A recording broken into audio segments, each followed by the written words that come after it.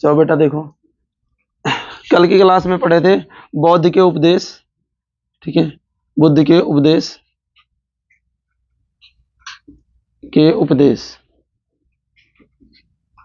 उपदेश। अब किस किस स्थान पर इन्होंने उपदेश दिया था? सारनाथ में हम पढ़ चुके थे, सारनाथ। तो सारनाथ में क्या था कि प्रथम उपदेश कहाँ पर दिया था? तो सारनाथ में दिया, ठीक है। किसको दिया था? तो ये भी बताया था 5 ब्राह्मण जो इनके साथ में तप कर रहे थे, उन्हीं को दिया गया था। अब इसके बाद दूसरे स्थान की बात करें तो दूसरा स्थान जो आता है बेटा, पहला इन्होंने यहाँ पर दिया, दूसरा स्थान आएगा राजगृह।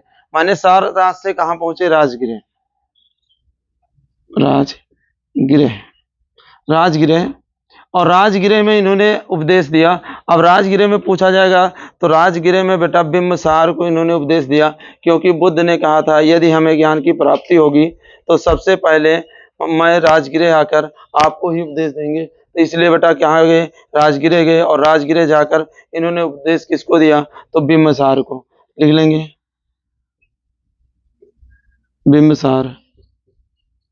बिंबसार। और बेटा किसको दिया था? अभय। बिंबसार थे, यहाँ पर अभय थे, और बिंबसार का पुत्र जो था अजातु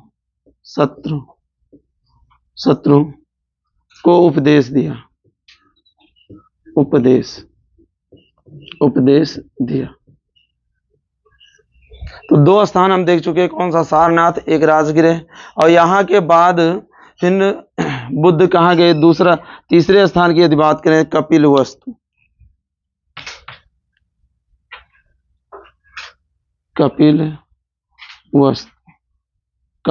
पहुंचे।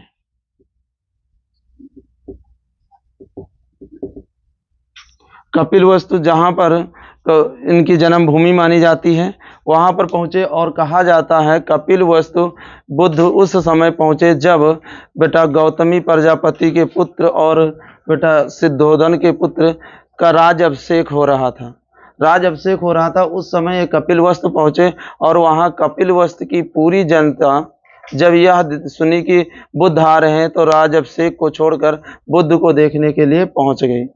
और इनका जो पुत्र था जिसका राज्याभिषेक होना चाहिए था, वो भी कहाँ पहुंच गया? बुद्ध को देखकर वो भी बुद्ध के शरण में पहुंचा। और यहाँ पर कुछ विद्वानों के मत से मिलता है कि बुद्ध ने उसको भी बौद्ध धर्म की शिक्षा दी, और उसने भी राजपाट त्याग दिया, ठीक है। तो बेटा यहाँ पर हम देखते हैं, तो यहाँ पर क्या होगा? कपिलवस्तु ये जो कि बुद्ध की जन्मस्थली थी, बुद्ध की जन्मस्थली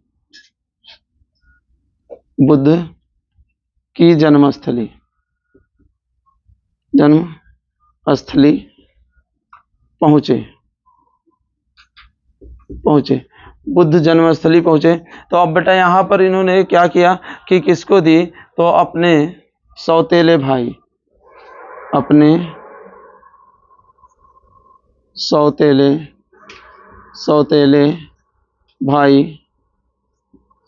को बौद्ध धर्म की शिक्षा दी,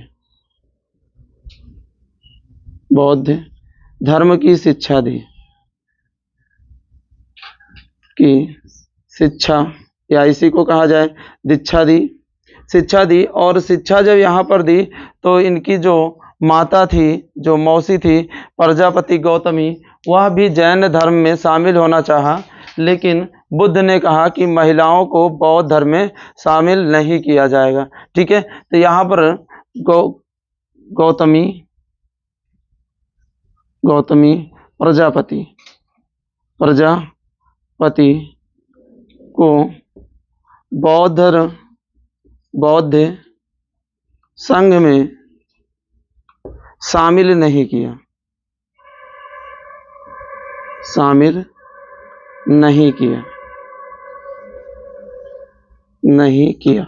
बौद्ध धर्म में शामिल नहीं किया। तो यहाँ पर अगर कहा जाए किसने सिफारिश की और बौद्ध धर्म में शामिल नहीं हुई, तो कौन? गौतमी प्रजापति। इनको बौद्ध धर्म में शामिल नहीं किया गया। अब यहीं पर एक कथन मिलता है, जो कि बुद्ध के पिता ने बुद्ध से पूछा, कहा स्वामी आपने जब गृह त्याग किया तो एक पिता का बेटा एक अंग भंग हो गया। उसके बाद इन्होंने कहा कि यदि आपने हमारे दूसरे पिता को भी दूसरे बेटे को भी सन्यासी बना दिया। अब ये पिता क्या करे? तो यहाँ पर कुछ विद्वानों के द्वारा कहा जाता है कि बुद्ध यहाँ पर मौन रह गए, कुछ नहीं बोल सके। तो उसके बाद इन्होंने एक नियम लागू किया कि यदि जिसकी उम्र 15 से कम है वो बौद्ध संघ में शामिल नहीं हो सकता, या जो अपने माता पिता का आदेश नहीं लिया है वो बौद्ध संघ में शामिल नहीं हो सकता। जब यह कथन बेटा इन्होंने कहा तो कुछ विद्वानों का मत मिलता है फिर कि बुद्ध सामाजिक जीवन से पूरी तरह से निकल नहीं पाए थे। अगर बेटा सामाजिक जीवन से पूरी तरह निकल जाते तो उनके अंदर बेटा मोह माया की नहीं रह जाती। लेकिन यहाँ पर इस कथन के द्वारा क्या होता है देखने को मिलता है कि कुछ ये मोह माया में घिरे हुए थे। ठीक है, तो बुद्ध ने यहीं पर एक कथन बेटा स्टेटमेंट जारी किया कि 15 वर्ष से कम 15 वर्ष से कम वर्ष 15 वर्ष से कम उम्र के व्यक्ति बौद्ध संघ में शामिल नहीं हो सकते, शामिल नहीं हो सकते हैं। और दूसरा इसी में स्टेटमेंट मिलता है, बौद्ध ने कहा माता पिता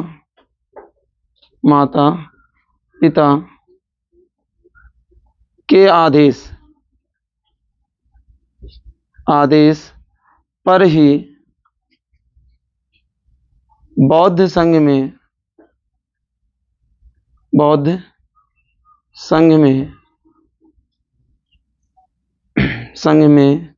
शामिल किया जाएगा, शामिल किया जाएगा। अब देखो यहाँ पर माता पिता का स्टेटमेंट मतलब कौन सा बेटा? जो 15 साल से कम या 15 साल के हो गए हैं उनको किसके अनुसार शामिल किया जाएगा? माता पिता के अनुसार। माता पिता ये कह देते हैं इनको शामिल किया जाए तो शामिल किया जाएगा, अन्यथा बेटा शामिल नहीं किया जाएगा। ये चीजें यहाँ पर देखने को मिलती हैं। ठीक है, समझ में आ गया। अब इसके बाद बुद्ध कहाँ पहुंचेंगे? वैशाली। ठीक है, इसके बाद बेटा बुद्ध कहाँ पहुंचते हैं? वैशाली। तो अब देखेंगे वैशाली। कपिलवस्तु के बाद बुद्ध कहाँ पर गए? वैशाली। एक सीक्वेंस में लिखा रहा हूँ किस स्थान पर किस तरह से गए हैं, वहां पर क्या क्या कार्य हुए। ठीक है, इन चीजों के बारे में तो अब देखेंगे वैशाली। चौथा जो स्थान हो जाएगा वैशाली। तो अब बताओ बेटा सबसे पहले किस स्थान पर गए? सारनाथ। उसके बाद राजगिरे, उसके बाद कपिलवस्तु पहुंचे। कपिलवस्तु के बाद हमने देखा कहाँ पहुंच रहे हैं? वैशाली। अब वैशाली जब पहुंचे तो वैशाली पे इन्होंने क्या किया? भिक्षुणी संघ की स्थापना कर दी। और भिक्षुणी संघ की स्थापना क्यों की ये भी बता रहे हैं बेटा। देखो भिक्षुणी संघ की स्थापना की क्योंकि पहली बार अपनी माता को बेटा क्या किया? बौद्ध संघ में शामिल किया और यहाँ पर ही भिक्षुणी संघ की स्थापना कर दी। शामिल करने का कारण क्या होता है? पाल ग्रंथ जिसे कहा जाए महापज्ञ ग्रंथ। ठीक है, पाल ग्रंथ या महापज्ञ ग्रंथ में एक कथन मिलता है कि यहाँ पर बेटा कपिलवस्तु से जो प्रजापति गौतमी थी ये पद यात्रा करते हुए संघ के पीछे पीछे ये वैशाली तक पहुंची। और जब बुद्ध ने उनके पैरों को देखा तो उनके पैर में सूजन आ चुकी थी और सूजन के कारण कहा कि जो माता चांदी की पालकी में अपने मायके जाती है वो पैदल यात्रा कर रही है। तो इससे प्रेरित होकर प्रभावित होकर बुद्ध ने अपनी माँ को बौद्ध संघ में शामिल कर लिया। तो अब यहाँ से क्वेश्चन बनेगा बौद्ध संघ में शामिल होने वाली प्रथम महिला कौन है? ठीक है, तो बेटा कौन सी हो जाएगी? गौतमी प्रजापति। ठीक है, तो अगर ये बात कहा जाए कि किस ग्रंथ में मिलता है तो महापज्ञ के अनुसार, महापज्ञ ग्रंथ के अनुसार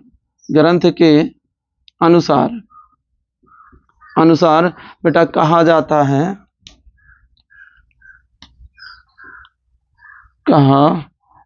है कि गौतमी प्रजापति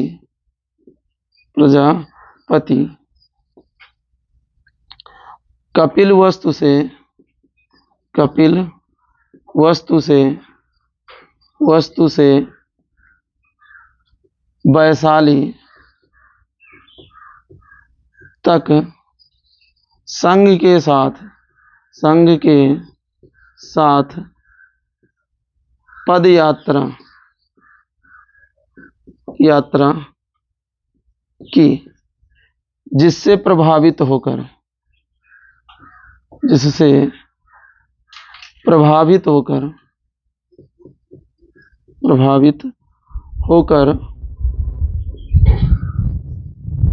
बुद्ध ने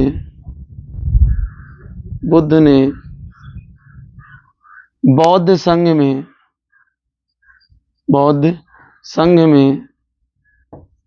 गौतमी प्रजापति को शामिल किया।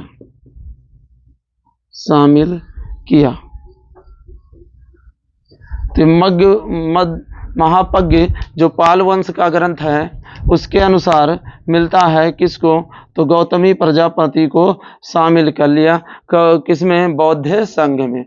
अब यहाँ से क्वेश्चन जो बनता है, बौद्ध संघ में शामिल होने वाली प्रथम महिला कौन थी। तो बेटा हम लिख दे रहे हैं इस स्टेटमेंट को भी कि बौद्ध संघ में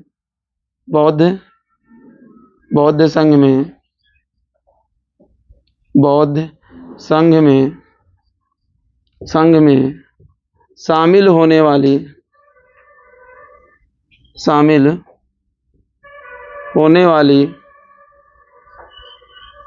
वाली प्रथम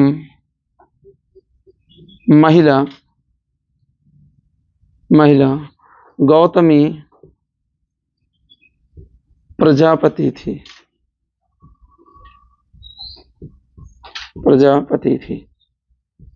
अब बेटा देखा जाए तो यहीं पर पूछा जाएगा कि भिक्षुणी संघ की स्थापना कहाँ पर की गई, तो कहाँ पे, वैशाली में। तो लिख लेंगे यहीं पर बुद्ध के द्वारा भिक्षुणी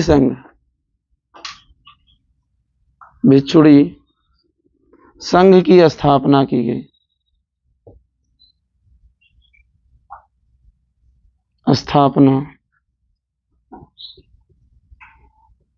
गई। भिक्षुणी संघ की स्थापना। तो ये दो क्वेश्चन यहाँ से इंपॉर्टेंट हैं कि कौन सी माने किसकी स्थापना की गई, भिक्षुणी संघ की स्थापना कहाँ पे हुई, तो बेटा वैशाली में हुई। और प्रथम बौद्ध संघ में शामिल होने वाली महिला कौन थी। तो ये दो क्वेश्चन यहाँ पर इंपॉर्टेंट हैं, इसको ध्यान रखेंगे। अब वैशाली की एक प्रसिद्ध बेटा गणिका कहा जाए, गणिका बेटा कौन प्रसिद्ध गणिका थी जिनका नाम था आम्रपाली। तो आम्रपाली थी, जब उन्होंने सुना कि वैशाली में बुद्ध आ रहे हैं, भगवान बुद्ध, तो इन्होंने क्या किया, बुद्ध संघ में शामिल होने की प्रेरणा रखी और उसके बाद बौद्ध संघ में शामिल होने के लिए उस स्थान पर गई जहां पर बुद्ध रुके हुए थे। लेकिन इनके दासों ने क्या बताया उन्हें कि बौद्ध संघ में वैश्य और गणिका शामिल नहीं हो सकती। ठीक है, तो इन्होंने स्टेटमेंट बताया कि बौद्ध संघ का नियम है, शर्तें हैं कि इसमें गणिका और वैश्य शामिल नहीं हो सकती। ठीक है, तो अब अगला जो देखेंगे तो आम्रपाली के बारे में पढ़ लेते हैं। आम्रपाली, ठीक है, आम्रपाली। ठीक है बेटा, चलो इतना लिख ले, इसको एक बार फिर से बता देते हैं, तो इसे पढ़ते हैं। देखो सबसे पहले कहाँ पे गए, सारनाथ से राजगिरे में इन्होंने किसको उपदेश दिया, तो बिंबिसार, अभय, अजातशत्रु को उपदेश दिया। उसके बाद कहाँ पहुँचे, कपिलवस्तु। और कपिलवस्तु जो कि क्या थी, बुद्ध की जन्मस्थली मानी जाती है। तो अब कपिलवस्तु में पहुँचने के बाद इन्होंने किसको उपदेश दिया, अपने सौतेले भाई। इनकी माता बेटा लेना चाहती थी शिक्षा, लेकिन उनको नहीं दिया, पिता ने शिक्षा नहीं ली थी।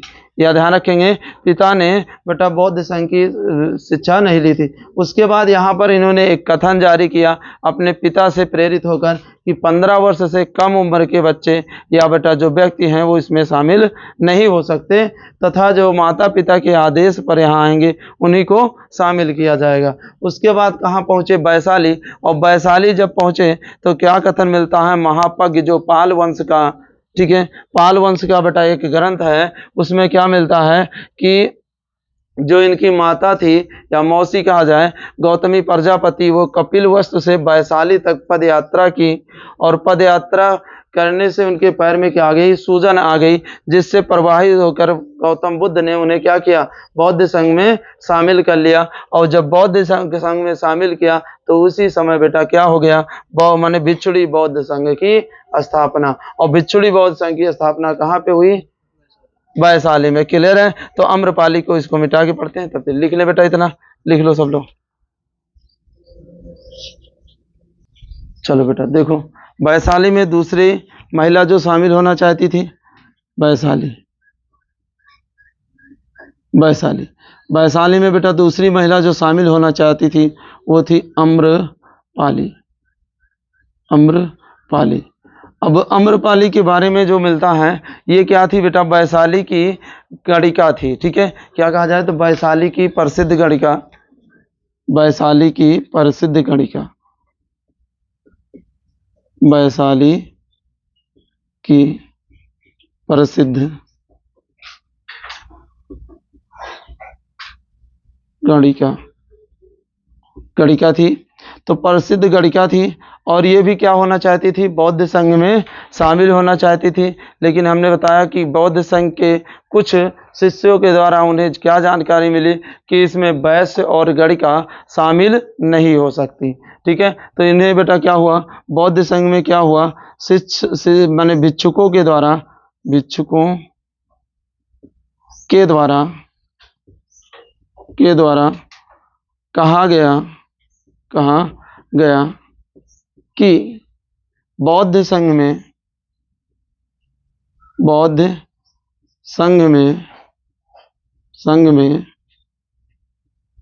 वैश्य और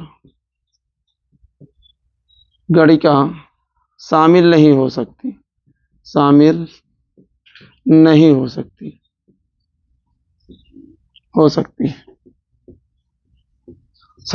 हो सकती। तो यहाँ पर कहा जाता है कि अम्रपाली ने बौद्ध से मिलने की जिज्ञासा रखी। कहा अच्छा हम शामिल नहीं हो सकते तो भगवान बुद्ध से मिल तो सकते हैं। तो भगवान कुछ पाल ग्रंथ के अनुसार ही, ये महापज्ञ के अनुसार ही पता चलता है कि जब अम्रपाली भगवान बुद्ध से मिली तो भगवान बुद्ध से कहा कि जो आपके पीछे ये संघ, बिछड़ुओं का संघ चल रहा है, ये दिन में तो न्योता स्वीकार नहीं करते, लेकिन रात में जूठे पत्तल चाटने चले आते हैं। ठीक है, और इस कथन के बाद बुद्ध ने बेटा विचार किया तो वो जो बौद्ध संघ था उसके वास्तविक सत्य से परिचित हुए, और इससे प्रभावित होकर वो बेटा क्या किए? इसको भी बुद्ध ने बौद्ध संघ में शामिल कर लिया। अब इसके कहने का कथन जो था, इसने कहा था वास्तविक जो वर्तमान में चल रहा है कि दिन में ये लोग तो हमारे स्थल पर नहीं आते, लेकिन रात में हमारे वैश्य स्थल पर सब लोग आते हैं। ठीक है, तो इसी कथन से प्रभावित होकर, सत्य को जानकर बौद्ध ने इसको भी क्या किया? शामिल कर लिया। तो ये दूसरी महिला है बौद्ध संघ में शामिल होने वाली। तो बेटा क्या हुआ? बुद्ध के द्वारा इसे भी बौद्ध संघ में शामिल किया गया, बौद्ध संघ में शामिल किया गया,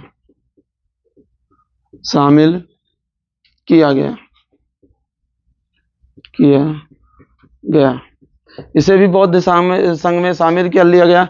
तब क्या कहा जाता है? बौद्ध संघ में शामिल होने वाली, बौद्ध संघ में शामिल होने वाली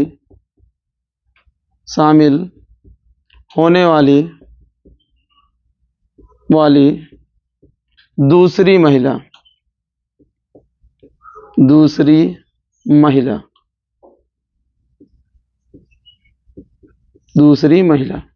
अब बेटा जब इसे बौद्ध संघ में शामिल किया गया तो ये इससे खुश होकर बेटा बौद्ध संघ के लिए या कहा जाए भगवान बुद्ध को एक बेटा उपहार दी जिसे कहा गया अम्रवाटिका विहार। तो अगर कहा जाए अम्रवाटिका विहार किसके द्वारा दान किया गया था तो बेटा अम्रपाली के द्वारा दान किया गया था। तो लिख लेंगे अम्रपाली, अम्रपाली बौद्ध संघ में, बौद्ध संघ में शामिल होने के पश्चात, शामिल होने के पश्चात भगवान बुद्ध को अम्रवाटिका विहार दान किया,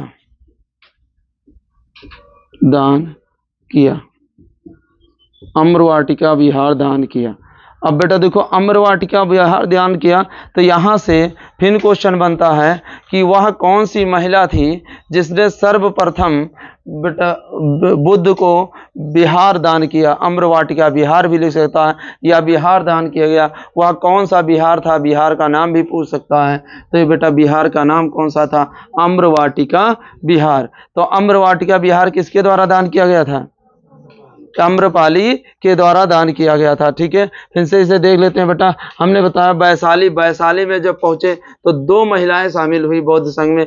पहली महिला कौन थी, गौतमी प्रजापति। पहली महिला याद रखेंगे, बहुत बार क्वेश्चन पूछा गया है। गौतमी प्रजापति बौद्ध संघ में शामिल होने वाली कौन सी, प्रथम महिला। दूसरी महिला कौन सी थी, अम्रपाली। अम्रपाली को शामिल किया गया और अम्रपाली को जब शामिल किया गया तो अम्रपाली ने भेंट में एक बेटा वस्तु दान की जिसे क्या कहा गया, अम्र वाटिका विहार। वाटिका विहार जो विहार होते हैं इसका मतलब क्या होता है ये बता देते हैं। विहार का मतलब होता है रहने का स्थान, जो बौद्ध संघों के रहने का स्थान होता है उसी को क्या कहा जाता है, विहार कहा जाता है। ठीक है, अब इसके बाद हम देखेंगे यहाँ से बुद्ध कहाँ पर जाते हैं। यहाँ से बुद्ध बेटा कौशल जाते हैं, जो कि कौशल की राजधानी क्या थी, श्रावस्ती। ठीक है, बात समझ में आ गई। तो अब इसके बाद बेटा देखो कहाँ से जाते हैं, कौशल जाते हैं। तो लिखेंगे वैशाली से कौशल गए।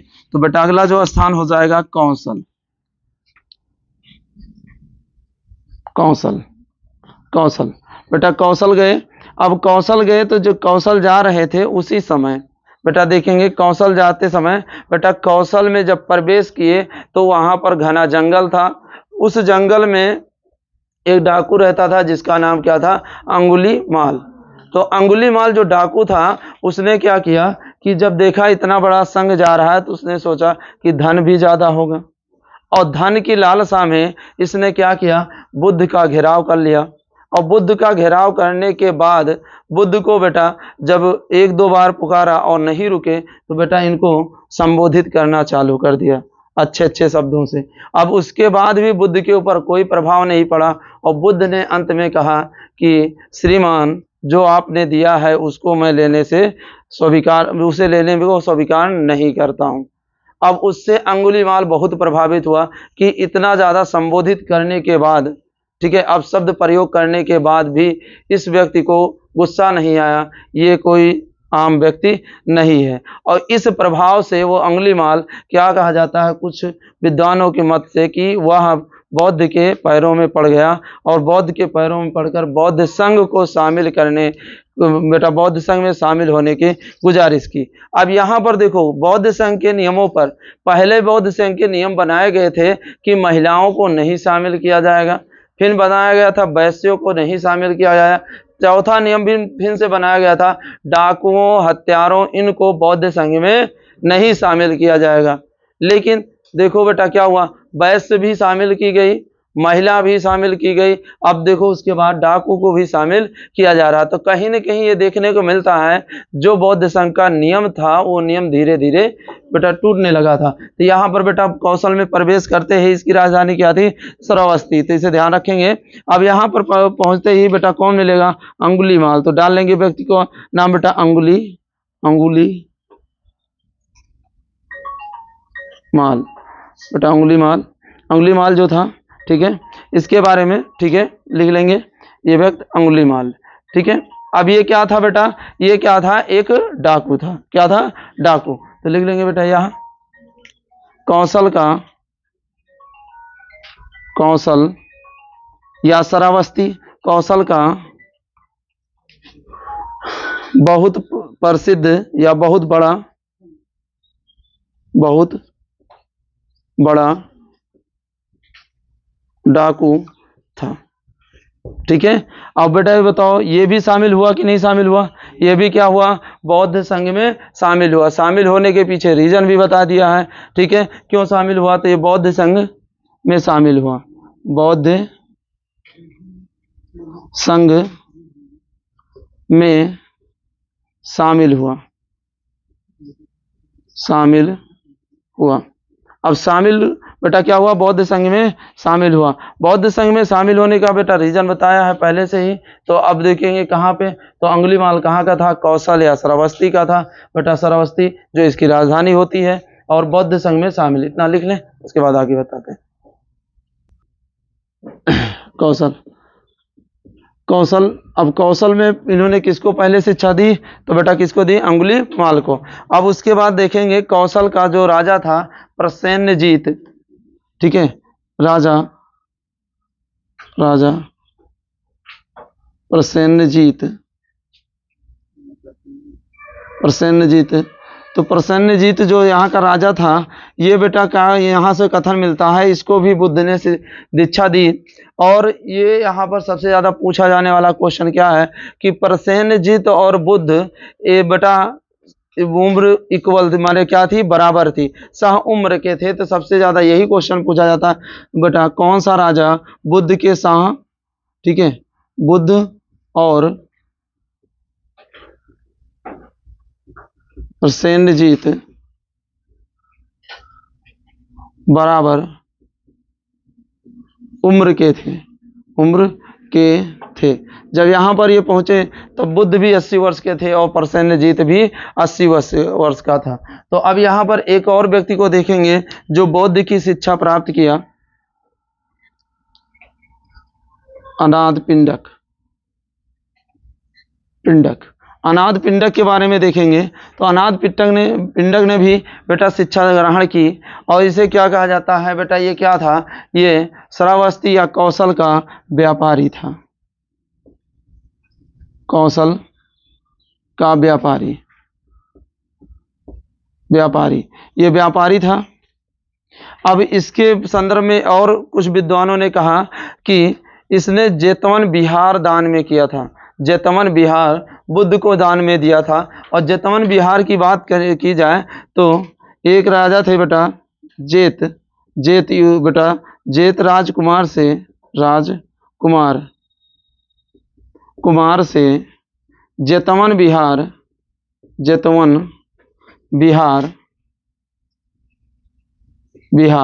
जेतवन बिहार 1600 करोड़ स्वर्ण मुद्रा, 1600 करोड़ स्वर्ण मुद्रा में खरीदा। अब देखो बेटा यहाँ पर ये कितना ज्यादा बुद्ध का बेटा अनुयायी था कि इसने जेत राजकुमार थे एक, उनसे बेटा उनका एक बिहार था, उन्होंने बनवाया था जेतवन बिहार, उसको 1600 करोड़ रुपए मुद्रा में खरीदा और बुद्ध को बेटा क्या किया, दान कर दिया। तो बेटा देखो इसने क्या किया, बुद्ध को जेतवन बिहार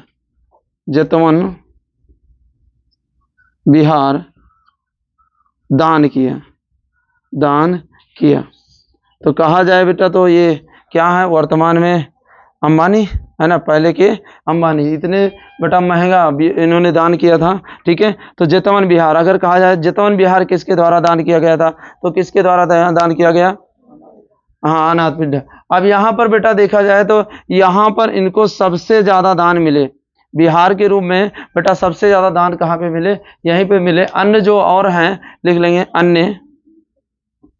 अन्य बिहार। अन्य बिहार जो बेटा इनको दान में मिले, जो दान में मिले। ठीक है, दान में मिले। पहले बात की जाए तो कुबाराम बिहार, कुबाराम बिहार भी इनको दान में ही मिला था, कुबाराम बिहार। और बेटा कहा जाए न्यू ग्रोथ बिहार, न्यू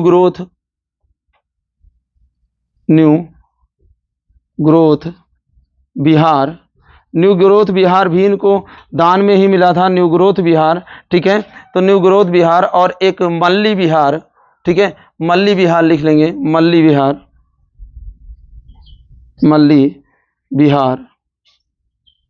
मल्ली बिहार इनको दान में मिला था।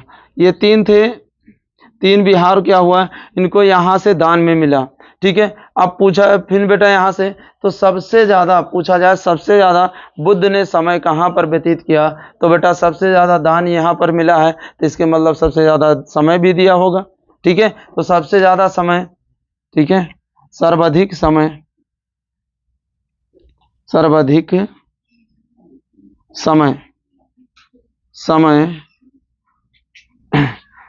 समय कहाँ पर दिया बेटा? सर्वाधिक समय यहीं पर। और बेटा कहा जाए सर्वाधिक उपदेश सर्वाधिक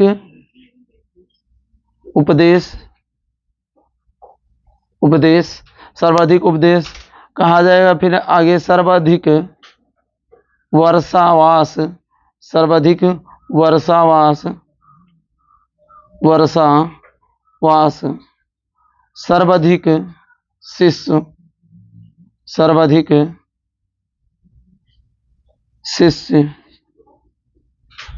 शिष्य, तो बेटा देखो सर्वाधिक वर्षावास, सर्वाधिक उपदेश, सर्वाधिक शिष्य इनके कहाँ पर मिले? तो सर्वाधिक कहाँ पे मिले बेटा? कौशल में मिले। ठीक है, याद रखेंगे एक सर्वाधिक कहाँ पे मिले। तो बेटा फिर से बता दे रहा हूँ, अनाथ पिंडक था जो कौशल का व्यापारी था, उसने क्या किया, जेत राजकुमार से जेतवन बिहार 1600 करोड़ स्वर्ण मुद्रा में खरीदा और खरीद कर बेटा किसे? बुद्ध को दान कर दिया। यहाँ पर बेटा अन्य जो बिहार दान में मिले कौन से? कुबाराम, न्यू ग्रोथ और मल्ली बिहार। ठीक है, तो अब कहा जाए सर्वाधिक समय बुद्ध ने कहाँ पर दिया? तो सर्वाधिक समय कहाँ पर दिया? कौशल में। सर्वाधिक उपदेश कहाँ पे दिया? तो कौशल में। और सर्वाधिक वर्षावास कहाँ पर? तो कौशल में। और सर्वाधिक शिष्य कहाँ पर बने? तो कौशल में ही पर बने। ठीक है, इतना ये लिख लिया। आगे बेटा अगली क्लास में जारी करेंगे इसके आगे।